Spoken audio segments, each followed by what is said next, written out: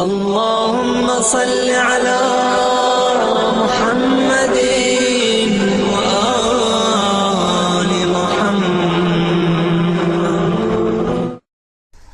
اعوذ باللہ من الشیطان اللعین الرجیم. بسم اللہ الرحمن الرحیم. الحمد للہ وکفا وسلام علی عبادہ الذین اصطفی. درود بھیجیے محمد و آل محمد.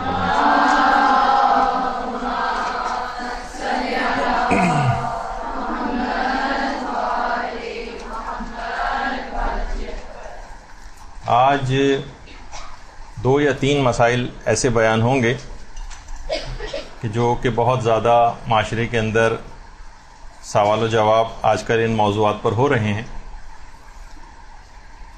اس میں ایک یہی مسئلہ جو اب سے صرف کچھ دنوں بعد ہی آپ سب لوگ پوچھ رہے ہوتے ہیں کہ آخر جو 22 رجب کو جو کنڈے کیے جاتے ہیں ان کی شرعی حیثیت کیا ہے.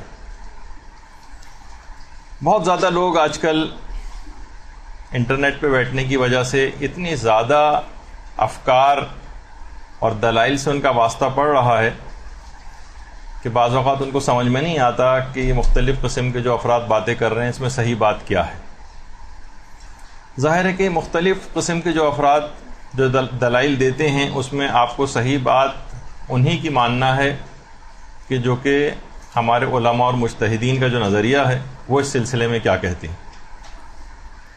تو دیکھیے، سب سے پہلی بات یہ کہ ہر وہ مسئلہ کہ جو کہ قرآن اور حدیث سے ثابت ہو اسے حکم خدا کہا جاتا ہے.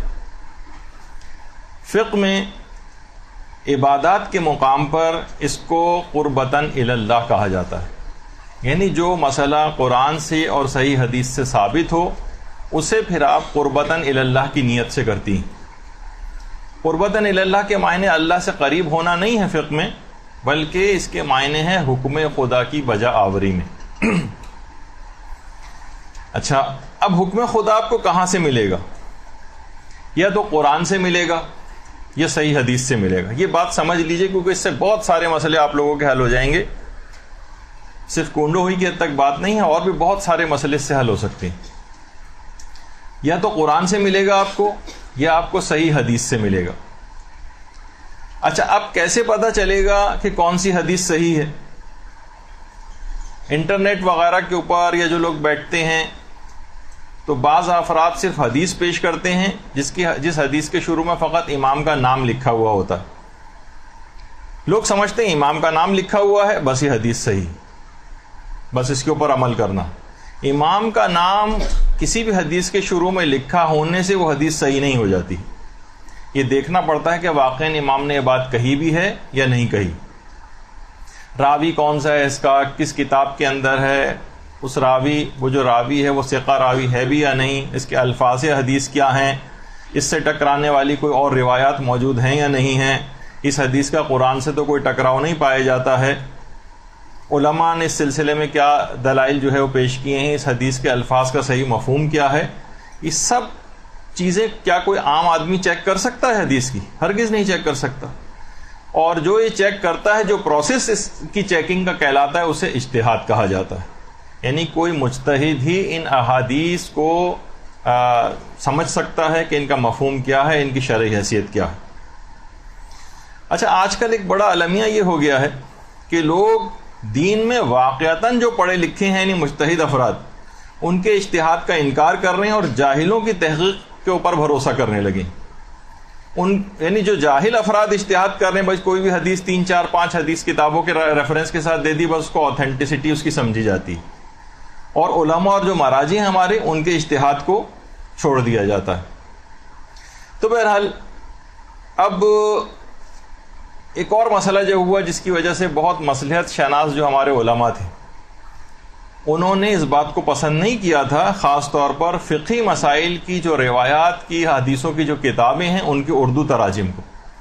کہا کہ بہتر تو یہی تھا کہ ان کے اردو ترجمے نہ کیے جاتے یہاں کے جاہل معاشرے کی وجہ سے، ورنہ تو کتنی بھی زبانوں کے اندر احادیث کے ترجمے ہو جائیں، لیکن جو فقہی مسائل کی کتابیں ہیں ان کی تراجم جو ہیں اردو زبان کے اندر یہاں پر پسندیدہ شمار نہیں کیے گئے، کیونکہ جاہل معاشرہ بغیر کسی تفصیل میں جائے وہ صرف حدیثوں کو لیتا ہے اور بس اس کے اوپر عمل جو ہے وہ شروع کر دیتا ہے، یا یہ اس کو سوچتا ہے کہ یہ یہ بات مجتہد کا فتویٰ اس کے برخلاف بھی اگر نظر آتا ہے، جب یہ بہت سارے سازشی عناصر نے لوگوں کو مجتہدین سے برگشتہ کرنے کے لیے باقاعدہ انٹرنیٹ پہ پوسٹ لگانی شروع کر دی. یہ دیکھیے کہ امام نے مثلا حرام قرار دیا ہے مور کو اور جو ہے شتر مرغ کو مثلا، اور آغا سیستانی ہے ان کے نزدیک شتر مرغ اور مور جو ہے وہ بالکل حلال ہے. اس کا مطلب ہے کہ یہ لوگ امام معصوم کے خلاف جو ہے وہ فتاوے دیتے ہیں. اب اس کی اتنی دقیق بحثیں ہیں کہ یہ چیز جانور کیسے حلال کیے جاتے ہیں، کیسے حرام سمجھے جاتے ہیں، کسی ایک حدیث کو دیکھ کر تو فیصلہ نہیں ہوتا ہے. تو یہ مسئلہ اس کے اندر بہت زیادہ شد و مت کے ساتھ آیا کہ مجتہد کی ساری زندگی کی جو زحمتیں ہیں وہ اسی بات پر ہوتی کہ وہ حدیثوں کی پرکھ رکھتا ہے، کون سی حدیث صحیح ہے، کون سی حدیث غلط ہے، اس کے پیچھے دلائل کیا ہیں، امام کی نے جو حدیث کہی ہے اس کے الفاظ کیا ہیں. لیکن کون ہے ایسا جو ان کے دلائل کو جا کر سنے، نہ پڑھتا ہے نہ اس میں کوئی صلاحیت ہے. مجتہدین اگر دلائل کو نقل بھی کریں تب بھی صلاحیت نہیں کہ آپ ان کی دلیلوں کو سمجھ سکیں. مثلا خود آغا سیستانی سے اس متعلق پوچھا بھی گیا اور کہا کہ مور جب حدیث کے اندر حرام قرار دیا گیا ہے تو پھر آپ نے حلال کس بنا پر کہا؟ تو انہوں نے کہا کہ مجتہد ظاہر ہے کہ جو مفہوم ہے خلاصے جو فتوے کا ان کے کہ جو استدلال ہوتے ہیں یہ حکم شریعت جن سے نکالا جاتا ہے یا قرآن سے، سنت سے، اجماع سے کہ جس میں امام معصوم بھی شامل ہوتے ہیں اور عقل وغیرہ سے نکالے جاتے ہیں، اور یہ کام فقط ایک مجتہد ہی کر سکتا ہے. عام عوام جو ہے اس کے اندر یہ صلاحیت نہیں، حتیٰ کہ بعض صاحبان علم کے اندر یہ صلاحیت نہیں ہے کہ وہ استنباط کر سکیں ان تمام چیزوں سے. تو بہرحال مجتہد کا کام ہے، عام افراد کے بس کی بات نہیں ہے. لیکن عام طور پر ہم یہ دیکھتے ہیں کہ عام افراد ہی اس کے اندر جو ہے وہ زیادہ کود پڑے ہیں اور ان احادیث کو باقاعدہ مجتہدین کے فتاوے کے خلاف پیش کر کر کے، جبکہ معلوم بھی نہیں ان کو کہ مجتہد درس خارج کے اندر کیسے اپنے دلائل کو ثابت کرتا ہے، ان سے ٹکرانے والی کتنی احادیث وغیرہ کو پیش کرتا ہے. دیکھیں احادیث کے سلسلے میں ہمارے جو لوگ ہیں ان کے تین گروہ ہیں. تین گروہ. ایک تو عام مومنین کا گروہ، عام مومنین. اس میں کچھ تو مومنین سادہ ہیں، بہت سادہ، بس حدیث دیکھی اور اس کو پکڑ لیا، اور کچھ باقاعدہ سازشی عناصر اس کے اندر آ گئے. عام افراد کیا کرتے ہیں کہ ہر حدیث کو پکڑ لیتے ہیں جہاں پہ امام کا نام لکھا بغیر کسی تحقیق کے، مثلا کہہ دیا کہ دیکھیے جب حدیث کے اندر یہ آیا کہ امام نے فرما دیا کہ چھپکلی کو مار کر نہانا واجب ہے، تو اس کا مطلب ہے کہ جب امام نے کہہ دیا تو اب اس میں غسل کرنا چاہیے چھپکلی کو مارنے کے بعد. کتنے ایسے افراد ہیں جو حدیث کی کتاب پڑھی اور اس کے اوپر عمل کرنا شروع کر دیا. ایک تو یہ گروہ ہے. اب میں آپ کو وہ بتا رہا ہوں کہ حدیثوں کے سلسلے میں ہوتا کیا ہے. ایک تو عوامی گروہ ہے، دوسرا جو گروہ ہے وہ وہابی فکر کے افراد کا ایک گروہ پیدا ہو گیا. وہ کہتے ہیں کہ جو قرآن اور حدیث میں ہم کو نظر نہ آئے وہ بالکل ایسے ہی ہے جیسے حرام. یہ وہابی فکر کے افراد ہیں.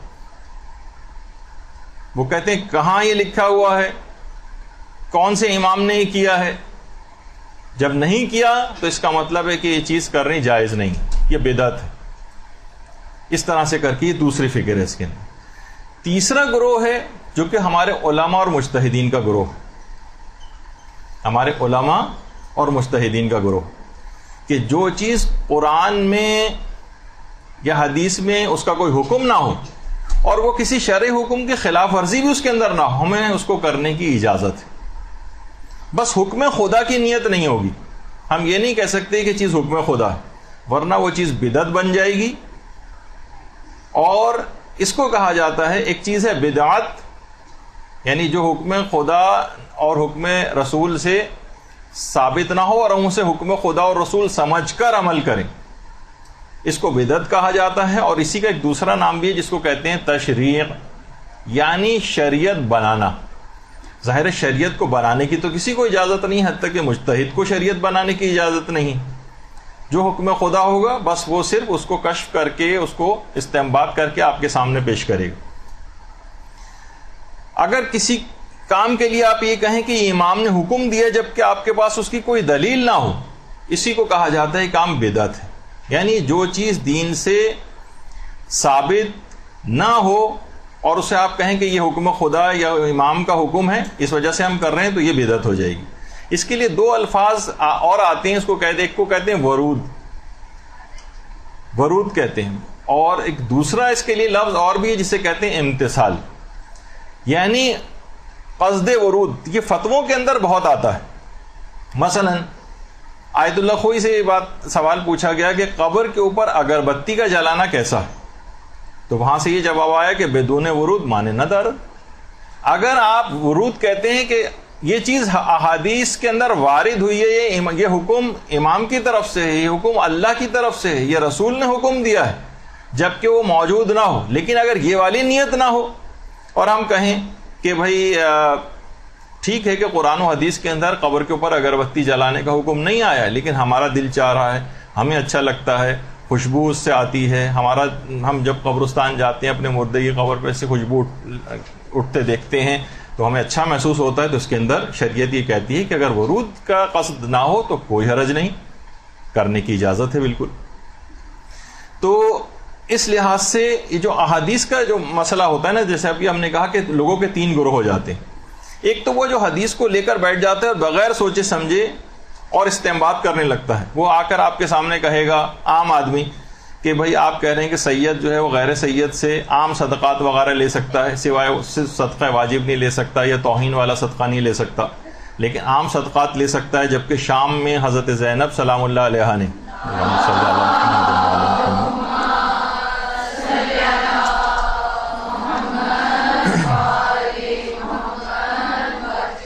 صدقے کے خرمے لینے سے انکار کر دیا تھا. تو وہ آپ کے سامنے یہ واقعات کھول کے پیش کر دے گا. ذرا آپ اور سامنے آتے جائیں تاکہ آپ کو اس پہ اسکرین نظر آئے. اچھا، اسی طرح سے وہ آپ کے سامنے مثلا حدیث پیش کرے گا کہ آپ کہتے ہیں کہ بالوں کا پردہ جو ہے وہ زیادہ اہمیت رکھتا ہے بنسبت چہرے کے پردے کے. وہ آپ کے سامنے پیش کرے گا کہ سیدانیوں نے بالوں کے مقابلے میں چہرے کے پردے کو جو ہے وہ زیادہ اہمیت دی اور اپنے بالوں سے اپنے چہرے کو چھپایا. تو اس طرح سے وہ آپ کے سامنے حدیثیں پیش کریں گے. ان سب کے بہت جوابات ہیں علمی اور فقہی طور پر، لیکن بہرحال ابھی ہمارا جانے کا اس میں وقت نہیں ہے. تو وہ دیگر دلائل اس کے سامنے نہیں ہوتے، اور جو بھی چیز سامنے ہوتی ہے بس اس کے اوپر وہ فیصلہ کر لیتے ہیں. یہ عام لوگ ہیں. اچھا، دوسرا گروہ جو وہابی فکر افراد کا ہے، ان کے ساتھ کیا ہوتا ہے؟ یہ بہت سارے افراد ایسے ہیں کہ جو ان سے متاثر ہو جاتے ہیں کہ جو چیز بھی قرآن و حدیث میں نہ ملے اس کو حرام سمجھو، یا تاثر ایسا دیتے ہیں کہ جیسے یہ حرام ہے. اچھا، یہ گروہ بھی غلطی کے اوپر ہے، لیکن یہ گروہ پہلے گروہ کی زیادتیوں کی وجہ سے بھی پیدا ہوا. بعض تو اس کے اندر یقینی طور پر سازش کے تحت داخل ہوئے ہیں، لیکن بعض سودا لو افراد جب وہ یہ دیکھتے ہیں کہ پہلا گروہ جو ہے وہ ہر چیز کو حکم خدا اور رسول و امام سمجھ کر عمل کرتا چلا جا رہا ہے، تو پھر وہ ایک اصول بناتے ہیں کہ جو بھی حکم خدا اور رسول سے ثابت نہ ہو وہ سب چیزیں حرام ہیں. یہ دونوں گروہ غلطی کے اوپر ہے. تیسرا گروہ ہے جو ہمارے علماء اور مجتہدین کا گروہ ہے اور صالح عقیدہ رکھنے والے مومنین کا گروہ ہے کہ جو چیز بھی رسول و امام کی حدیث سے ثابت نہ ہو، بس وہ شریعت سے اگر متصادم نہ ہو تو نہ صرف یہ کہ اس کو کر سکتے ہیں، بس صرف شرط یہ ہے کہ آپ یہ سمجھ کر نہ کریں کہ اس کو رسول اور امام نے اس کا حکم دیا. مثلا یہی جس کی تفصیل ابھی آگے چل کر آئے گی، 22 رجب کے کنڈے.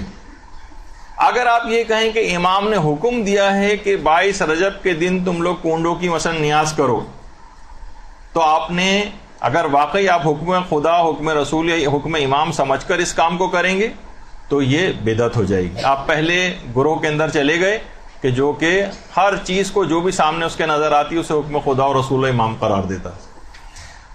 اچھا، اگر آپ کہیں کہ نہیں، کیونکہ 22 رجب کے کنڈوں کا حکم قرآن و حدیث کے اندر نہیں ہے، اس وجہ سے یہ کرنا صحیح نہیں ہے، کرنا جائز نہیں ہے، یہ بدعت ہے، آپ دوسرے گروہ میں چلے گئے جو وہابی فکر کے افراد کا گروہ. اور اگر آپ کہیں کہ ٹھیک ہے کہ رسول و امام نے حکم نہیں دیا لیکن ہمارا دل چاہ رہا ہے، بہت سے نیک کام اس رسم کے ذریعے انجام پاتے ہیں جن کی آگے چل کر بھی تفصیل جو ہے وہ آنے والی ہے، تو ہم اس نیت سے اگر اس کام کو کریں کہ ٹھیک ہے خدا اور رسول نے حکم براہ راست نام لے کر کنڈوں کا اس طرح سے نہیں دیا کہ مخصوص معین تاریخ پر اس قسم کی نیاز کی جائے، لیکن اس کے اندر بہت ساری نیکیاں اور ثواب کے کام ہو جاتے ہیں. اس وجہ سے ہم نے ایک دن مقرر کر لیا اور اس دن ہم اس طرح سے نیاز دلواتے ہیں, مومنین کو بلاتے ہیں. تو اس کا آپ تیسرے گروہ میں چلے جائیں گے جو ہمارے علماء اور مجتہدین کا گروہ ہے, جو کہتے ہیں کہ اس کو کرنے میں کوئی حرج نہیں ہے, اور کیونکہ آپ نے امام سے اس کی نسبت بھی نہیں دی ہے. نہ آپ پہلے گروہ میں جائیے نہ آپ دوسرے گروہ میں جائیے, بلکہ علماء اور مجتہدین کا جو گروہ ہے اس کے اندر آپ قصد ورود نہ کریں اور نیاز اس انداز سے کریں, تو اس کے اندر کوئی حرج نہیں. اب مسئلہ سارا یہ ہے کہ عمل آپ کے سامنے باقی رہ گیا ہے, نیت دماغوں سے نکل گئی کہ اصل نیت کیا کرنا ہے, کون سی نیت کرنا ہے کنڈے کرتے وقت, فقط عمل ہمارے سامنے رہا. اچھا, جو شروع میں جس انداز سے ابتدان یہ نیتیں رائج ہوں گی کہ بھائی کیا, تو وقت گزرنے کے ساتھ ساتھ لوگوں کے دماغ سے اصل نیت چلی گئی. تو نتیجہ یہ ہوا کہ مخالفین کو یہ کہنے کا موقع مل گیا کہ دیکھیے کہاں. اچھا, اس پہ ایک اصول بھی انہوں نے بنا لی کہ جو چیز بھی ثابت نہیں ہے امام سے رسول سے, آپ کہیں گے وہ سب چیز. تو بہت سارے وہابی حضرات نے جیسے کہنا شروع کر دیا کہ کب آپ کے کسی امام نے کہا ہے کہ مثلا جلوس کے اندر مثلا آپ ذوالجلالہ نکالیں, مثلا کسی امام نے کہا ہے کہ جو ہے وہ آپ علم جو ہے اس طرح سے بنا کر چلیں جلوسوں کے اندر. کسی بھی جگہ جب یہ نہیں کہا ہے تو پھر آپ جو بھی اس انداز سے چیزیں کر رہے ہیں سب کی سب بدعت ہیں اور یہ جائز نہیں, کیونکہ کسی بھی جگہ ان کو نہیں کہا گیا. تو کتنے ہی مسائل دیکھیے رسالے عملیہ کے اندر ایسے آتے ہیں جس کے اندر لکھا ہوتا ہے کہ اس عمل کو رجائے مطلوبیت کی نیت سے کیا جا سکتا ہے, رجائے مطلوبیت, امید ثواب میں. ٹھیک ہے, وہ چیز قرآن و حدیث سے اتنی زیادہ ثابت نہیں ہے, لیکن پھر بھی اس کے اندر ایک رجحان شرعی پایا جاتا ہے, یعنی آپ اس کام کو کر لیں امید ثواب میں, بس نیت یہ نہ کریں کہ اس کا خدا اور رسول نے حکم دیا. تو بہت سارے افراد ایسے ہیں جو آج کل کچھ پڑھے لکھے حضرات بھی ہیں اسکالر ٹائپ کے, وہ کسی بھی مسئلے کو اٹھاتے ہیں اور اپنی حتمی رائے دیتے ہوئے یہ کہہ دیتے ہیں کہ یہ چیز ثابت نہیں. دیکھیے فقہا نے بھی اس کو رجائے مطلوبیت کی نیت کہی ہے کہ رجائے مطلوبیت کی نیت سے کر سکتے ہیں, کہ اس کا مطلب ہے ثابت نہیں ہے بیکار. تو رجائے مطلوبیت کو سمجھا جاتا ہے کوئی بیکار سی چیز ہے, کوئی فضول قسم کی چیز ہے معاذ اللہ, کہ ثابت نہیں ہے تو بس ایسے ہی ہے, اس کا کوئی حقیقت اور حیثیت نہیں. نہیں, اس کے اندر ایک رجحان شرعی پایا جاتا ہے, یعنی اس کو کام کو کرنے میں امید ثواب ہے آپ کے پاس, نہ کہ اس کے ترک میں امید ثواب آپ رکھیں, اس کو کرنے میں امید ثواب رکھیں. اسی طریقے سے ابھی جو کچھ عرصے پہلے ہی یہ جو رجائے مطلوبیت کے حوالے سے ابھی کچھ عرصے پہلے اعمال نوروز کے حوالے سے بھی بہت ساری ہمارا ایک درس بھی ہوا تھا, تو اس میں یہ چیز بھی بات بیان کی گئی تھی کہ اس کے بہت سارے اعمال ایسے ہیں نوروز کے کہ جو فقہا نے کہا ہے کہ رجا کی نیت سے اس کو کریں. بلکہ کچھ اعمال تو نوروز کے ایسے ہیں جس میں مدرسے نے ایک پوسٹ بھی باقاعدہ بنا کر لگائی تھی کہ اس کا جو روزہ ہے عید نوروز کے دن کا, یہ تاکیدی مستحب ہے علماء کے فتوے میں. البتہ جو دیگر علماء ہیں اور جو غسل وغیرہ کے سلسلے میں یا نمازوں کے سلسلے میں وہ رجائے مطلوبیت کی نیت سے نوروز کے دن کی جو نماز ہے یا غسل وغیرہ ہے رجائے مطلوبیت کی نیت سے کر سکتے ہیں. تو اس کے اوپر مثلا یہ کوئی یہ تاثر دے کہ نہیں کوئی فضول اور بیکار چیزیں ثابت ہی نہیں ہے اسلام کے اندر, اور اس کو جو کرتا ہے وہ تقریباً بدعت جیسا عمل جو انجام دے رہا ہے, تو یہ طریقہ کار صحیح نہیں. تو تقریباً اس طرح کا کوئی پورا لکھ دیا جائے, آرٹیکل بنا کر لکھ دیا جائے اور تاثر اس کے اندر یہ دیا جائے, اب ظاہر ہے کہ لوگوں کو یہ تاثر ملے گا کہ یہ چیزیں ناجائز ہیں, کیونکہ دیکھیں رجائے مطلوبیت سے علماء نے لکھی ہے, لہٰذا عمل ثابت نہیں, اور جو عمل ثابت نہیں اس کو اگر آپ کریں گے تو یہ صحیح نہیں ہے اس کو کرنا. اب چاہے رفع تہمت کے لیے عالمانہ طور پر ایک آدھ جملہ اس کے اندر ایسا لکھ دیں کہ نہیں مباح کی نیت سے کرنے کی اجازت ہے, تو لیکن اوور آل جو تاثر بنتا ہے وہ تو یہی ہے کہ کام جائز نہیں. تو بہرحال دیکھیے اس لحاظ سے کنڈے ایک اچھی رسم ہے, یہ ایک مباح رسم ہے, لیکن یہ اپنے اندر بہت زیادہ مستحبات رکھتی ہے. جیسے عزاداری کے متعلق کہا جاتا ہے کہ عزاداری اگرچہ مستحب ہے, مگر جیسے کہ حوزہ علمیہ قوم کے جو بانی تھے جنہوں نے باقاعدہ قائم کیا ہے شیخ عبد الکریم حائری, شیخ عبد الکریم حائری یہ کہتے تھے کہ عزاداری ایک ایسا مستحب ہے جو اپنے اندر ہزاروں واجبات رکھتا ہے. اب یہاں پر بیان احکام کا بیان ہوگا, عقائد کا بیان ہوگا, اسی عزاداری کے ذریعے اخلاقیات کا بیان ہوگا, نہ جانے کتنے اعتراضات شیعت پہ سے جو رفع کرنے کے لیے ان چیزوں کا بیان ہوگا, قرآن کا بیان ہوگا, احادیثیں بیان کی جائیں گی. اگرچہ عزاداری کرنا مستحب ہے، لیکن یہ ایک ایسا مستحب ہے جو اپنے اندر بہت زیادہ واجبات رکھتا. حالات حاضرہ اس کے اندر بیان کیے جاتے ہیں، اور یہی وجہ ہے کہ کسی بھی مجتہد نے آج تک رجب کے کنڈوں کی نیاز کو نہ تو حرام قرار دیا ہے، نہ مکروہ قرار دیا ہے، اور نہ ہی ناپسندیدہ قرار دیا ہے، نہ ہی ایسا کوئی مشورہ آپ کو دیا ہے کہ ہم مشورہ دیتے ہیں، ہم نصیحت کرتے ہیں کہ مومنین اس کام کو نہ کریں کیونکہ یہ کام مثلا ثابت نہیں. ایسا نہیں. تو اگر کوئی برادر مومن اس نیت سے اس کو انجام دیتا ہے کہ باقاعدہ امام صادق نے اس کا کوئی اللہم صلی علی محمد و آل محمد،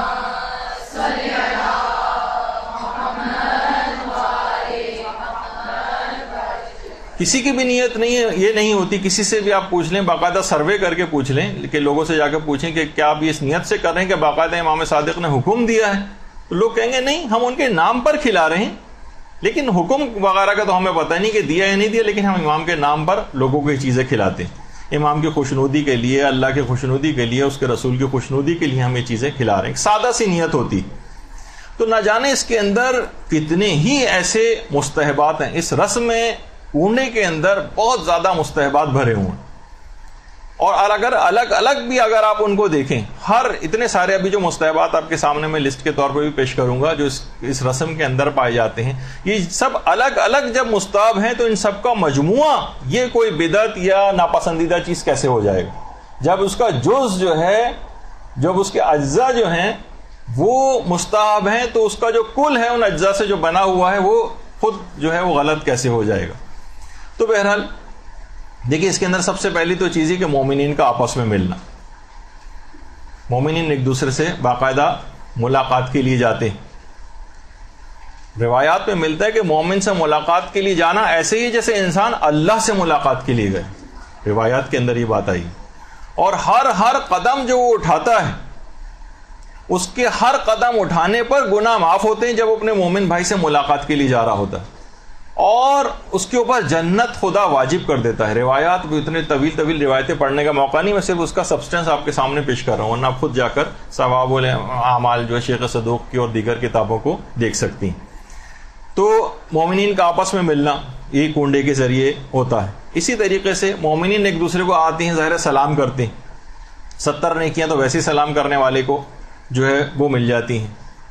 اور اس طرح سے روایات میں یہ کہ جب انسان دوسرے کو سلام کرتا ہے تو اسے مجاہد فی سبیل اللہ کا ثواب ملتا ہے، جو حالت جنگ میں باقاعدہ جہاد کے موقع پر دشمنوں سے لڑ رہا ہوتا ہے، اس کا ثواب اس کو دیا جاتا ہے. اسی سلام کے نتیجے میں انسان کے دلوں کا جو کینہ ہے وہ دور ہو جاتا ہے. گناہ اس طرح سے جھڑنے لگتے ہیں اس کے کہ جب تک وہ دونوں افراد جدا نہ ہو جائیں مصافحے کے بعد، جب تک مسلسل گناہ جھڑتے رہتے ہیں. یہی وجہ ہے کہ روایات کے اندر ملتا ہے کہ ہمارے پیغمبر اسلام ختم مرتبت صلی اللہ علیہ وآلہ وسلم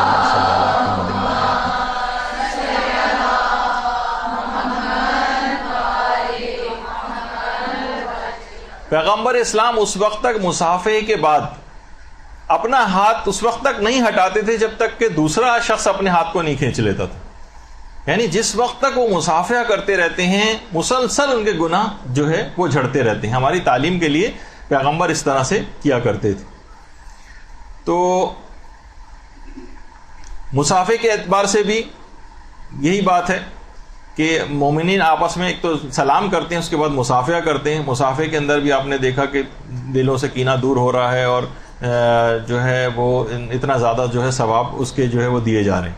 اسی طریقے سے اچھا مصافحے انسان واقعی دلوں کا کینہ اس سے دور ہوتا ہے. روایتوں کے اندر جب یہ بات بیان کی گئی، البتہ وہ سیاسی قسم کا مصافحہ نہ ہو جس کے اندر کچھ اور طرح کا دل میں خیالات ہوتے ہیں اور آپ بظاہر ہاتھ ملایا جا رہا ہوتا ہے. اچھا، پھر اس کے بعد جو اگلا جو اس کے اندر مستحب ہے کہ مومنین کا آپس میں معانقہ کرنا اور گلے ملنا.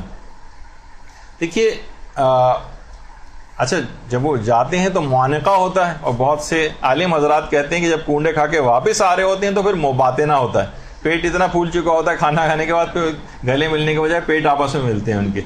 تو بہرحال اب یہ ہے کہ یہ خود روایات کے اندر یہ بات آئی ہے کہ مومنین کا آپس میں گلے ملنا، اس سے بھی جتنی دیر وہ گلے ملتے ہیں اتنی دیر مسلسل ان کے گناہ جھڑتے رہتے ہیں. تو اس کے اندر یہ والی چیز بھی ہوتی ہے عام طور پر جب کنڈوں میں جاتے ہیں کسی کے ہاں تو اس طرح سے. اسی طرح سے پھر مومنین کا کھانا کھلانا, کسی بھی مومن کو کھانا کھلانا, روایت میں یہ بات آئی ہے کہ ایک مومن کو بھی اگر انسان کھانا کھلاتا ہے تو اس کا ثواب اتنا ہے کہ جیسے 1,00,000 لوگوں کو کھانا کھلانے کے برابر. تو کتنے لوگ کنڈوں کی اس رسم کے اندر آتے ہیں کھانا کھا کر جاتے ہیں. اور ایک روایت میں یہ بھی ہے کسی مومن کو کھانا کھلانے کا ثواب ایسے ہی ہے جیسے تمام انبیاء, پیغمبر اور تمام صدیقین کو اس نے کھانا کھلایا. تو دیکھیے کتنا زیادہ اس کے اندر ثواب ہے. اسی طرح سے پھر مومن کو شیرینی کھلانا. اب معلوم ہے کہ لنچ ٹائم پہ ایسی تصویریں آپ لوگوں کو نہیں دکھانی چاہیے, لیکن بہرحال یہ کہ کنڈے کی بات ہو رہی ہے تو اس میں کیسے ممکن ہے کہ یہ سب تصویریں جو ہیں وہ نہ دکھائی جائیں آپ کو. تو شیرینی کھلانے کا اتنا ثواب ہے کہ روایات میں ہے کہ جو شخص کسی مومن کو شیرینی یا میٹھی چیز کو ہی کھلاتا ہے تو سکرات موت سے اس کو نجات مل جاتی. سکرات موت کے وقت کی جو سختیاں ہیں وہ اس کے اوپر سے بالکل نہیں ہوں گی, جو جس وقت حالت احتضار ہوتی. کتنا زیادہ کروشل اور کتنا زیادہ سخت ترین مرحلہ ہے سکرات موت کا, کہ عرفا کے دل ٹکڑے ٹکڑے ہو جاتے ہیں. اس موقع پر ہی فیصلہ ہو جاتا ہے اکثر چیزوں کا, جس وقت سکرات موت کی کیفیات طاری ہوتی ہیں. تو اس موقع پر جتنی بھی سختیاں ہوں گی وہ مومن کو شیرینی کھلانے سے خوشنودی خدا کی خاطر اگر یہ والی نیت ہو تو انسان جو ہے اس عظیم ثواب اور فائدے کو جو ہے وہ حاصل کر لے گا.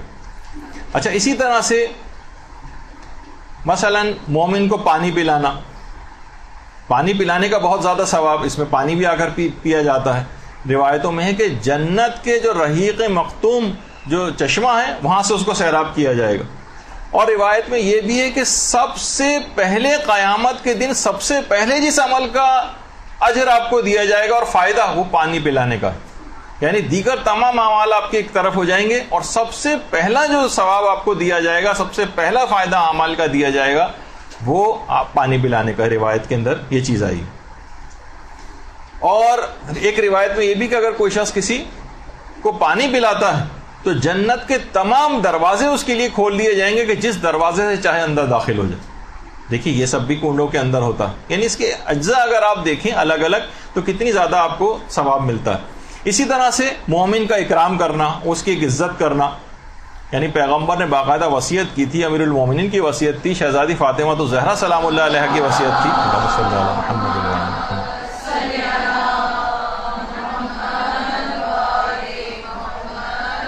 کہ باقاعدہ مہمان کا اکرام کرنے کے لیے الگ سے وصیتیں کی. آپ خود دیکھتی ہیں جب جاتی ہیں باقاعدہ حرم ائمہ میں, وہاں پر باقاعدہ جو مہمان ان کے پاس آتے ہیں ان کے اکرام کے لیے الگ سے ضیافت کا اہتمام ہوتا ہے. یہ سب کچھ امام کی طرف سے آج تک ہو رہا ہے, کیونکہ مہمان کا اکرام کہ امام کی بارگاہ میں آئے ہوں یہ کیسے ممکن ہے کہ ان کے آئے ہوئے مہمان کا اکرام نہ کیا جائے. تو مہمان کا اکرام, ملائکہ مسلسل اس کے گھر پر رحمتوں کی بارش کرتے رہتے ہیں جب تک کہ وہ مہمان وہاں سے چلے نہیں جاتے. مسلسل رحمتوں کی بارش, گھر میں بے انتہا برکت ہوتی ہے مہمانوں کے آنے سے. روایت میں ملتا نہیں کہ امیر المومنین ایک غمگین ہو جاتے تھے, اور ایک دفعہ لوگوں نے دیکھا کہ امیر المومنین بہت غمگین ہے تو کہنے لگے 7 دن ہو گئے ہیں, افسوس کر رہے تھے کہ 7 دن ہو گئے اور کوئی مہمان میرے گھر پہ نہیں آئے. تو آپ یہ دیکھیں کہ مہمان کا اکرام, جب بھی کنڈوں میں کوئی مہمان آتا ہے اس کا اکرام کیا جاتا ہے اور اس انداز سے اس کی خاطر مدارت ہوتی. اس کے اندر خود صلہ رحمی ہوتی, کتنے رشتہ داروں کو جو ہے بلایا جاتا ہے. روایتوں میں ہے کہ اگر کوئی رشتہ داری نبھانے کے لیے صلہ رحمی اگر کسی سے کرتا ہے, ملاقات کے لیے جاتا ہے مثلا, تو 100 شہیدوں کا ثواب اس کو دیا جاتا ہے. عمر اس کی بڑھ جاتی ہے, مال میں اس کے برکت آ جاتی ہے, موت کی سختی اس کو کم کر دی جاتی ہے. اور ہر قدم جو آپ اپنے رشتہ دار سے ملاقات کے لیے اٹھاتی ہیں اس کے گھر جانے کے لیے, ہر قدم پہ 40,000 نیکیاں آپ کو ملتی ہیں. ہر قدم پر 40,000 گناہ آپ کے معاف ہوتے ہیں اور ہر قدم پہ 40,000 درجات آپ کے بلند ہوتے ہیں.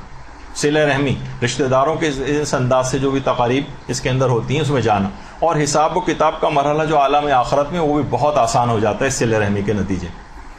اچھا, اسی طرح سے اس میں ایک اور بھی چیز ہوتی ہے کہ بہرحال صلہ رحمی کا ایک تو یہ فائدہ ہے, دوسرا یہ کہ دلوں کے کینے اور کدورتیں دور ہوتی ہیں. کتنے ایسے رشتہ دار ہیں کہ جو بظاہر آپس میں ان کے تعلقات کشیدہ ہو رہے ہوتے ہیں, لیکن جب کبھی ایسا موقع ہوتا ہے تو ایسے رشتہ داروں کو عام طور پہ بلا لیا جاتا ہے فون کر کے. وہ آ جاتے ہیں اور آپس کی رنجشیں دور ہو جاتی ہیں, وہ آ جاتے ہیں اور آپس کے دلوں کے کینے دور ہو جاتے ہیں, اور اس طرح سے میل جول پھر شروع ہو جاتا ہے. یہ چیزیں ساری پروڈکٹیو ہیں، ان سے فائدہ اٹھانا چاہیے.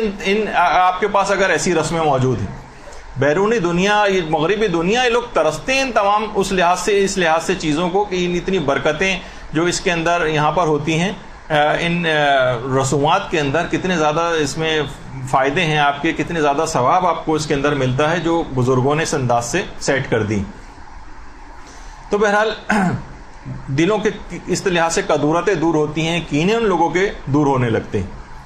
اچھا، اسی طرح سے مومن کو مثلا دعوت دینا، اس کا اب اتنا وقت نہیں کہ ہر ایک کے ثواب بتایا جائے. مومن کو دعوت دینے کا الگ ثواب ہے. پھر مومن کی جو دعوت ہے اس کو قبول کرنے کا الگ ثواب ہے. مومن کی دعوت کو قبول کرنا، جب یہ ہے کہ مومن کی دعوت کو قبول کرنے کے لحاظ سے وہ مستحب روزہ توڑا جا سکتا ہے. مومن کے دل کی خوشی کے لیے اگر وہ افطار کرنے کے لیے کوئی چیز پیش کرتا ہے اور آپ کا مستحب روزہ ہے تو آپ توڑ سکتی ہیں، توڑنے میں ثواب ہے.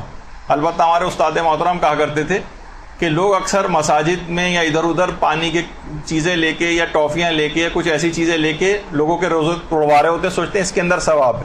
وہ فرماتے تھے کہ روزہ توڑوانے میں ثواب نہیں ہے، روزہ مومن کی دعوت پر افطار کرنے والے کو ثواب ہے. آپ کو چیز پیش کرنے کا ثواب نہیں کہ یہ لیجیے میں دے رہا ہوں آپ روزہ توڑ لیجیے تو آپ کو بھی ثواب ملے گا. نہیں، آپ کو ثواب نہیں. میں نے کسی جگہ لکھا ہوا کسی فتوے میں تو نہیں دیکھا، لیکن ہمارے استاد محترم کہتے تھے کہ دونوں میں فرق ہے. روزہ کھولنا، افطار کرنا کسی مومن کی دعوت پہ اس کا ثواب ہے، لیکن روزہ توڑوانے کا کوئی ثواب نہیں. ویسے ہی آپ چاہیں، دل چاہ رہا ہے آپ کا کہ مثلا گھر کا کوئی فرد ہے ڈیوٹی کے اوپر جا رہا ہے، مستحب روزہ رکھا ہوا پورے دن، پیاسا رہے گا، پریشان رہے گا، تو چلیں بہرحال اس کو تو ثواب پورا مل ہی جائے گا، اس لحاظ سے اس کو کھلوا دیا آپ نے. یہ کر سکتے ہیں. اسی طرح سے تو بہرحال مومن کی دعوت کو قبول کرنا. پھر اس کے بعد ہے مومن کے دل کو خوش کرنا. اس کی بھی بے پناہ روایتیں. کسی کے گھر جاتے ہیں وہ مومن بھی خوش ہوتا ہے، آپ بھی جس کے گھر جاتے ہیں آپ کو بھی خوشی ہوتی ہے، اس مومن کو بھی خوشی ہوتی ہے. روایت کے اندر یہ ہے کہ جب کسی مومن کے دل میں کوئی خوشی پیدا کرتا ہے تو خدا اس خوشی سے ایک فرشتے کو پیدا کر دیتا ہے جو اس کی طرف سے عبادات کرنا شروع کر دیتا ہے. اور وہ یہاں تک کہ وہ فرشتہ پھر ہٹتا نہیں، یہاں تک کہ مومن کے انتقال کے وقت اس کی قبر میں آ جاتا ہے اور اس کے مونس بن جاتا ہے. وہاں پر اس کا دل بہلائے گا وہ، اور اس کے بعد پھر روز قیامت میں اس کا شفیع بن جائے گا. اسے عذاب آنے لگیں گے تو ان کو برطرف کروائے گا. یہاں تک کہ جنت میں بھی اس کی رہنمائی کے لیے موجود ہوگا. یعنی جنت کی نعمتوں سے استفادہ کریں. آپ کسی نئے ملک میں جاتے ہیں، کوئی گائیڈ ہوتا ہے کہ اب میں اس جگہ کہاں جاؤں، کیا کروں، تو جنت میں بھی گائیڈ کے طور پر اس کو جو مومن کے دل کو جو خوشی پہنچائی جاتی ہے اس کا اتنا زیادہ ثواب. اسی اعتبار سے تو بہرحال لوگ ہیں وہ خوش ہوتے ہیں، ان کے گھر میں آئیں مہمان، پورے وقت وہ تیاری کر رہے ہوتے ہیں، ان کو بہت خوشی ہوتی ہے. جب بھی وہ اکثر لوگ اعتراض بھی کرتے ہیں ہم نے آپ کو بلایا تھا آپ ہمارے گھر نہیں آئے، ان کے دل کو خوشی پہنچانے کے لحاظ سے جانا یہ خود ایک کار ثواب ہے. اسی طرح سے اس میں ایک نیاز دی جاتی ہے، سورہ فاتحہ پڑھی جاتی ہے، سورہ توحید پڑھی جاتی ہے 3 دفعہ. مثلا سورہ توحید بھی اگر پڑھیں گے پورے قرآن کا اس کے اندر جو ہے وہ ثواب جو ہے وہ دیا جاتا ہے. تو دیکھیے یہ سب چیزیں ایسی ہیں کہ ان کا فائدہ اٹھانا چاہیے ان سے. اور ان رسومات کو ختم نہیں کیا جائے بلکہ اس میں جو کچھ برائیاں یا خرابی آ گئی ہیں ان کو دور کرنے کی کوشش کی جائے. اکثر افراد یہی کرتے ہیں کہ دلیل دیتے ہیں بھائی دیکھیے اس کے اندر کتنے حرام ہو رہے ہیں، تو حرام ہو کیسے ختم کریں، اس رسم کو ختم کر دو. نہیں، یہ طریقہ کار غلط ہے. آپ اس رسم کے اندر موجود جو غلطیاں ہو رہی ہیں اس کو آپ دور کریں. جیسے عید زہرا والی جو گفتگو تھی اس میں بھی ہم نے کہا تھا کہ اس کے اندر اگر تعصبات کو فروغ دیا جا رہا ہے، جھگڑے فساد کی باتیں کی جا رہی ہیں تو ان کو ختم کیا جائے، لیکن یہ نہیں کہ اس عید زہرا کی خوشی کو مثلا آپ ختم کر دیں. اسی طریقے سے اگر کنڈوں میں بے پردگی ہو رہی ہے تو آپ اس بے پردگی کو ختم کیجیے. کنڈوں میں مثلا مکس گیدرنگ ہو رہی ہے، آپ اس مکس گیدرنگ کو ختم کرنے کی کوشش کریں. یا اس میں کچھ اسراف، بے جا اسراف ہو رہا ہے، شو شاہ والی نیت لوگوں کی زیادہ اگر ہو رہی ہے تو ان کی نیت کی اصلاح کرنے کی کوشش کیجیے. یعنی ان رسومات کے اندر موجود جو خرافات یا اس طرح کی چیزیں آ گئی ہیں اس کے خلاف کام کرنا چاہیے، نہ کہ ان رسومات کو ختم کر دینے کے پیچھے لگ جائیں جن کے بہت زیادہ فائدے ہیں. مثلا کسی شادی بیاہ میں آج کل کتنی زیادہ خرافات اور حرام چیزیں ہو رہی ہیں، لیکن ہم یہ نہیں کہیں گے کہ شادی بیاہ کی رسموں کو ختم کر دیا جائے یا وہ تقریب شادی نہ ہو، بس کہیں بھی جا کے کورٹ میرج مثلا کی طرح کا ہو جائے، 2 آدمی جا کے نکاح کر کے لے آئیں، کیونکہ اس میں نہیں. آپ ان جو چیزیں ایسی رسمیں ہو رہی ہیں اس کے اندر اس کو آپ کو روکنے کی کوشش کرنی چاہیے. نیتوں کی اصلاح کروائیں. تحریر و تقریر کا زیادہ زور لوگوں کی نیتوں کی اصلاح کے اوپر ہو نہ صرف یہ کہ ہم پورا ثابت کریں اس کو ایسا کہ یہ کام کرنے جائز نہیں ہے اور پھر ایک آدھ لائن لکھ دیں کہ بہرحال چلیں مباح تو ہے لیکن لوگوں کو اس کا جو ہے خیال کرنا چاہیے. تو آپ دیکھیے کہ لوگوں کی ایک بہت بڑی اکثریت ان رسومات کی وجہ سے دین سے اٹیچ ہوئی ہوئی.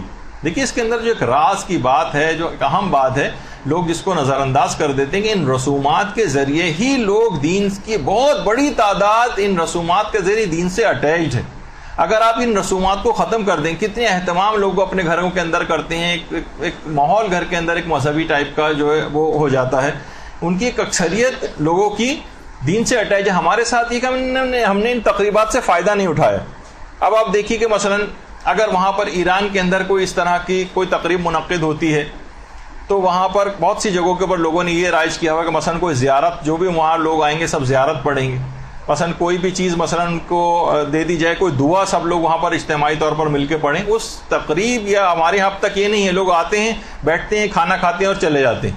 اس میں اگر کوئی چیز ایسی رائج کر دی جائے آپس میں کہ ایسی کوئی چیز سب مل کر دعا پڑھیں گے, کسی کچھ تھوڑا بہت قرآن, کوئی ایک سورہ کہ کم سے کم, یا جو بھی ہو کم سے کم کوئی ایک آدمی نعرہ لگا دے کہ مرحومین کے لیے مثلا 1 دفعہ سورہ فاتحہ, 3 دفعہ سورہ اخلاص, یا مثلا کوئی اور اس طرح کی چیز, کوئی ایسی دعا, کوئی چیز ایسی ان چیزوں کے اندر رائج کر دی جائے.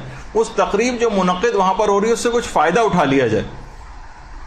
تو دیکھیے ہر وہ رسم جن رسومات سے دین کو کوئی خطرہ نہیں ہے انہیں رائج رکھنا چاہیے, انہیں رائج رہنا چاہیے. یہ وہابی فکر ورنہ بن جاتی ہے کہ جب کسی امام نے کسی کام کو نہیں کیا ہے تو ہمیں اس کام کو نہیں کرنا چاہیے. اور دیکھیے ہمیں کوئی حرام چیز اس سے حلال نہیں کرنی ہے, لیکن جو حلال مباح اور جائز چیزیں ہیں بلکہ مستحبات سے بھرپور چیزیں ہیں ان کو سب کر سکتے ہیں اور انہیں جاری رہنا چاہیے. دیکھیے آپ محرموں کے اندر دیکھتی ہیں, اگر آپ ہر چیز کے اوپر وہی والی فکر لے آئیں کہ امام نے کب حکم دیا اور امام نے کب ایسا کیا, تو مثلا آپ سے پوچھا جائے گا کہ مثلا آج جتنے بھی عزا خانے یا گھروں کے اندر ہیں لوگ تمام دیواروں کے اوپر سیاہ چادریں لگوا دیتے ہیں. یہ کس امام نے کہا ہے کہ دیواروں پر سیاہ چادر لگوائی جائے, تو کہ اس کو معاذ اللہ بدعت کہنے لگیں گے؟ کب کہا جائے امام نے کہا ہے کہ دیواروں پر بینرز لگائے جائیں اور پینافلیکس بنا کر لگائے جائیں؟ کب کہا ہے کہ مثلا مجالس کے باہر سبیلیں لگنی چاہیے؟ یہ سب چیزیں بھی ثابت ہیں, لیکن اس لحاظ سے کہ الگ سے کوئی حکم کے طور پر آپ کہیں اس وجہ سے ان چیزوں کو بدعت قرار دے دیں. کب مثلا اماموں نے کہا ہے کہ جو علم لے کے جو ہے وہ جلوسوں کے اندر مثلا چلا جائے؟ کب انہوں نے کہا ہے کہ جناب دائرے میں کھڑے ہو کر جو ہے وہ ماتم کیا جائے؟ تو کیا ہم ان سب کو, اگر یہی والی دلیل ہے تو ان سب کو بھی پھر آپ حرام قرار دے دیجیے؟ نہیں, ہم یہ کہیں گے یہ سب چیزیں جائز اور مباح ہیں اور بہت اچھی رسومات ہیں اور ایک انداز ہے یہ تمام چیزیں غم منانے کا, خوشیاں منانے کا, شریعت کے کسی اصول سے متصادم بھی نہیں ہیں, تو لہٰذا ان کو جاری رکھنا چاہیے. تو ورنہ آپ دیکھتی ہیں کہ مثلا مومن کا منہ میٹھا کرانا یہ خود کتنا کار ثواب ہے کہ باقاعدہ علامہ مجلسی نے اپنی کتاب حلیۃ المتقین میں امام جعفر صادق علیہ الصلوۃ والسلام صلی اللہ علیہ وسلم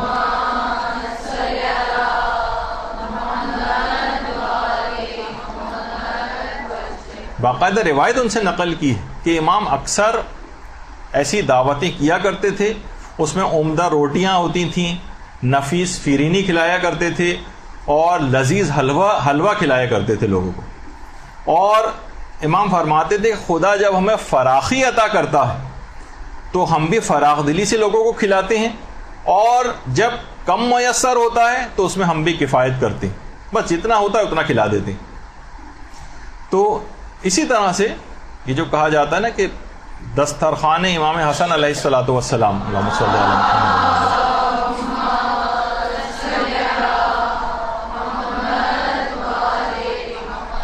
مدینے میں امام حسن کا دسترخوان جو امام حسن کے گھر پہ منعقد ہوتا تھا, باقاعدہ لوگ اس میں آ کر کھانا کھا کر جاتے تھے, مستقل دسترخوان بچھا رہتا تھا. یہ جو تصویر آپ کے سامنے میں, اس میں ایک تو سیدھے ہاتھ کی طرف کچھ پلر نما کھڑے ہوئے ہیں چیزیں, اس میں الٹی طرف جو پلر ہیں الٹے ہاتھ کی طرف, کہا جاتا ہے کہ اس کے قریب ہی امام حسن علیہ السلام کا گھر تھا, وہ جگہ کہ جہاں پر امام حسن رہا کرتے تھے, اور اسی جگہ پر وہ دسترخوان وغیرہ بھی لگا کرتا تھا کہ جو کہ جن کی یاد یہاں پر منائی جاتی. تو اس لحاظ سے یہ تمام چیزیں, اب بتائیے مومنین نے اگر اس سنت کو زندہ کیا ہوا ہے کہ امام کے ہاں ایسا دسترخوان ہوتا تھا, امام کی یاد میں ایسا دسترخوان کوئی قائم کر رہے ہیں اور ایک نیاز امام حسن کی دلوا رہے ہیں تو اس کو فوراً آپ یہ کہنا شروع کر دیں کب یہ ثابت ہے، بتائیے کون سی روایت کے اندر آیا ہے کہ امام حسن نے ایسا حکم دیا ہو. امام کے اپنا تو طریقہ کار تھا نا کہ امام اس طرح سے کھلواتے تھے، ان کے نام پر ان کی سنت کو زندہ کرنے کے لیے لوگ اس کام کو کرتے ہیں. تو ایک لحاظ سے اگر کوئی چیز مباح بھی ہو تو اچھی نیت سے اس کو مستحب بھی بنا سکتے ہیں. باقاعدہ آیت اللہ سیستانی سے ایک استفتاء بھی کیا گیا تھا تو آغا سیستانی نے اس میں فرمایا تھا کہ عمل کا ثواب انسان کی نیت اور قابلیت پر منحصر ہوتا ہے. ممکن ہے کہ ایک عمل مباح بھی ثواب کا باعث بن جائے. آپ کی اگر نیت اچھی ہے اس کام کو کرنے کے لیے، پانی اس وجہ سے پی رہی ہیں، کھانا اس وجہ سے کھا رہی ہیں تاکہ میں تبلیغات زیادہ کروں، میرے جسم کے اندر توانائی پیدا ہو جائے، تو یہی مباح چیز کار ثواب بن جائے گی. تو یہ آپ کی اپنی صلاحیت کے اوپر ہے کہ آپ مباح چیزوں کو کیسے مستحبات کے اندر تبدیل کر لیتے ہیں. یہ بھی کار ثواب بھی چیزیں بن جاتی ہیں، تو مباح چیزوں کو بھی تبدیل کیا جا سکتا ہے. تو اسی لحاظ سے مثلا جو لوگ یہ کہتے ہیں کہ جناب ٹھیک ہے جب یہ نیاز کبھی بھی ہو سکتی ہے تو اپنے 22 رجب کا دن ہی اس کے لیے کیوں فکس کیا ہوا ہے؟ بھائی کبھی بھی ہو سکتی ہے نا، تو 22 رجب کا فکس کیوں کیا ہوا ہے؟ تو دیکھیے اس وجہ سے کیا ہوا ہے کہ امیر المومنین کا خود یہ جملہ ہے کہ اپنے امور کو منظم کرو، ان کی وصیت ہے باقاعدہ. تو کسی بھی اچھی رسم کے اجرا کے لیے اگر اس کی کوئی تاریخ خود سے مقرر کر لی جائے تو اس میں کیا قباحت والی بات ہے؟ دیکھیے محرم کتنا ایام اعضاء کتنے طویل چلتے ہیں محرم میں، لیکن ابتدائی جو 10 دن ہیں عاشورہ ہے، 10 دن کے بعد کیا آپ کا کوئی غم کم ہو جاتا ہے؟ بلکہ 11 محرم کو تو آپ کا اس لحاظ سے غم بڑھ چکا ہوتا ہے کہ امام حسین جو کل تک زندہ تھے آج کی تاریخ کو شہید ہو چکے ہیں، اور کاروان اور پورے خاندان اہل بیت کی اسیری کا غم اور اس کے اندر شامل ہو جاتا ہے، شام غریبہ کا غم اور شامل ہو جاتا ہے. لیکن پھر بھی 10 دنوں کو ایک خصوصیت کے ساتھ اہمیت حاصل ہے. اسی طریقے سے مثلا ایام فاطمیہ جو منائے جاتے ہیں، 6 دن آپ ایام فاطمیہ مناتے ہیں، یعنی ایام فاطمیہ اول اور دوم کے نام سے، یعنی جمادی الاول کے 3 دن ہیں اور 3 دن جمادی الثانی کے منائے جاتے ہیں. 13، 14، 15 ایام فاطمیہ اول ہیں، 13، 14، 15 جمادی الاول کے 3 دن، اور اس کے بعد 3، 4 اور 5 جمادی الثانی یا ایام فاطمیہ دوم جنہیں کہا جاتا ہے. کیا کسی روایت کے اندر یہ آیا ہے کہ ایام فاطمیہ 6 دن کے لیے منائے جائیں؟ نہیں، علماء نے خود طے کر لیا اس کو کہ ایک منظم کرنے کے لیے کہ باقاعدہ طور پر شہزادی کے مظالم کو اور ان کے غم کو تازہ کرنے کے لیے ان 6 دنوں کو فکس کر لیا. تو آپ یہ کہیں کہ نہیں ایام فاطمہ کے لیے قرآن و حدیث کی کوئی دلیل دکھائیے کہ 6 دن ہی ایام فاطمہ منائے جائیں، تو یہ آپ کی غلط فہمی ہوگی، غلطی ہوگی. اور دیکھیے ایک اور بھی بات علماء نے لکھی کہ بعض اوقات بعض دشمنان اہل بیت کی موت کی خوشی میں بھی مومنین نے کچھ رسومات کو جاری کیا، لیکن اگر اسی دن جس دن وہ دشمن اہل بیت مثلا مرا ہو اسی دن اگر خوشی منائیں گے تو شیعت تو دیکھیے ہمیشہ سے تعصبات کا آج تک شکار چلی آ رہی ہے. 14 سال سے کتنی قتل و غارت گری نہیں کی گئی ہے، تقیہ کے ادوار مستقل چل رہے ہیں اور ابھی تک جاری و ساری ہے. تو اس میں اگر اس دن سے ہٹ کر کوئی دن مقرر کر لیا جائے تاکہ ہم اپنی خوشی بھی منا لیں اور ہم پر یہ الزام بھی نہ لگے کہ مثلا کوئی جو کہ فتنہ و فساد کا باعث ہو جائے. تو علماء نے ایک رجحان یہ ظاہر کی کہ بہت سی تاریخیں ایسی ہیں جو آگے پیچھے کر دی گئی ہیں، وہ اب تاریخ کے اندر اتنا محفوظ نہیں ہو سکی، لیکن ہو سکتا ہے کہ ان کے پیچھے یہی بات ہو کہ ان دشمنان اہل بیت کی موت کی خوشی کی وجہ سے ان تاریخوں کو آگے پیچھے کیا گیا. تو بہرحال اسی طریقے سے جو کہا جاتا ہے کہ جناب 22 جمادی الثانی ہے، اس میں امام حسن علیہ السلام کی جو نظر وغیرہ دلوائی جاتی ہے، تو اس کے لیے الگ سے کوئی حکم نہیں ہے، لیکن ان کی یاد میں اور ان کے امور کو منظم کرنے کے لیے اپنے ایک دن مقرر کر دینا ایک بہت بہتر عمل ہے، اس میں کوئی قباحت نہیں ہے. اور البتہ لوگوں کی بہرحال معلومات کے لیے، لوگوں کی نیت کی اصلاح کے لیے صاحبان علم کو صحیح اور حقیقی نیتیں یہ لوگوں کو بتاتے رہنا چاہیے. تو دیکھیے یہ جو دسترخوان امام حسن کا بھی جو تذکرہ ہوا کہ باقاعدہ مدینے میں امام حسن علیہ السلام کے دسترخوان پہ ایک دفعہ ایک شخص آیا مہمان بن کر. امام نے دیکھا کہ وہ ایک لقمہ کھا رہا ہے اور ایک لقمہ بچا کر اپنے پاس رکھ لیتا. تو امام نے کہا اے شخص کیا تو صاحب عیال ہے؟ یعنی ایسا تو نہیں کہ تو اپنے گھر والے تیرے بھوکے ہیں تو ان کو کھلانے کے لیے اپنے پاس بچا بچا کے لے جانا چاہ رہا ہے. اس نے کہا نہیں مولا، میں نے مسجد کے باہر ایک شخص کو سوکھی روٹی کھاتے دیکھا ہے، چاہتا ہوں کہ میں اس کی مدد کروں. امام حسن تڑپ گئے اور کہا ہے بھائی وہ میرے بابا علی مرتضیٰ علیہ الصلوۃ والسلام. اللہم صلی علی محمد و علی محمد.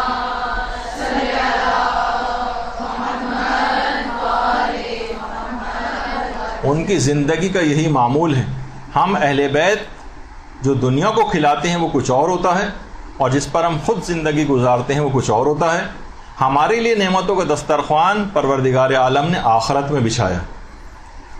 تو بہرحال یہ ایک خاص نیت کے لحاظ سے اس رسم کے حوالے سے کچھ باتیں عرض کرنا تھی.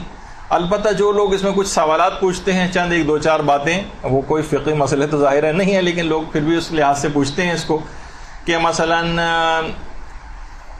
کیا بہت سی جگہوں کے اوپر یہ نیاز فقط جو ہے وہ مرد کھا سکتے ہیں، حضرت زہرا کی نیاز جس پہ دلائی جائے وہ مثلا فقط عورتیں کھا سکتی ہیں. ایسا شریعت کے اندر کوئی مسئلہ نہیں ہے. کسی کے لیے بھی کوئی نظر و نیاز دلوائی جائے وہ سب کھا سکتے ہیں، یہ کوئی فقہی مسئلہ نہیں. پھر ایک سوال پوچھا جاتا ہے کہ ایام یہ عورتوں کے جو مخصوص ایام ہوتے ہیں اس میں عورتیں کیا اس قسم کی نظر بنا سکتی ہیں، پکا سکتی ہیں؟ تو جواب ہے کہ جی ہاں پکا سکتی ہیں. کیا وہ ایسی نظر کھا سکتی ہیں ان مخصوص ایام میں؟ جی ہاں کھا بھی سکتی ہیں. کیا کسی غیر شیعہ کو یہ نظر کھلائی جا سکتی ہے، غیر مومن کو؟ تو جواب ہے کہ جی ہاں کھلائی جا سکتی ہے. ایک جگہ سے اٹھا کر اس کنڈے کو کسی دوسری جگہ لے جایا جا سکتا ہے؟ جی ہاں لے جایا جا سکتا ہے. پلیٹوں میں اگر کچھ تھوڑا بہت سالن یا اس طرح کی نیاز والی چیزیں بچ جائیں جو کہ پھینکنے کے عام طور پر قابل ہوتی ہیں کہ اس کو رکھا نہیں جاتا، کہ ان کو پھینک سکتے ہیں؟ جی ہاں پھینک سکتے ہیں. تو بہت ساری چیزیں ایسی کہ جس میں ایسا کوئی فقہی مسئلہ نہیں ہے، لیکن ہم نے اس کو اس انداز سے سمجھ لیا ہے کہ گویا جیسے کہ کوئی فقہی مسئلہ ہو. تو بہرحال یہ ایک بات ہماری مکمل ہوئی کہ ایک مسئلہ کہ کنڈوں کی جو شرعی حیثیت ہے وہی کہ بہترین رسم ہے، اس کو جاری رکھنا چاہیے. اس میں جو نیتوں کی جو اصلاح ہے اس کی آپ لوگوں کی نیتوں کی اصلاح کر دیں اگر کوئی حکم امام سمجھ کے کر رہا ہے، اور اس کے اندر بہتری لانے کے لیے اس میں کوئی ایسی چیزیں کا ایڈیشن کر دیں کہ یہ اور زیادہ پروڈکٹیو یہ والی رسم ہو جائے اور اسلام کی تبلیغ کے لیے اس کو مزید کارآمد بنایا جا سکے.